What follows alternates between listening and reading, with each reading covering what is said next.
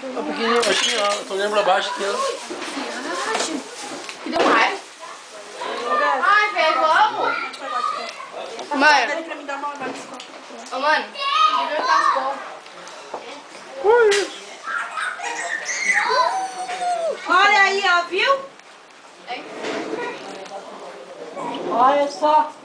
Caiu todo molhado. Ainda bem que tá tipo as duas calças. Não é passar molho nada. Você já não molhou. Ué, eu não sei se não tá molhado, é que o gurizinho o outro tá. Vou lavar esse copo. Mas é uma cara, né? É uma cara. Nossa cabeça carneira.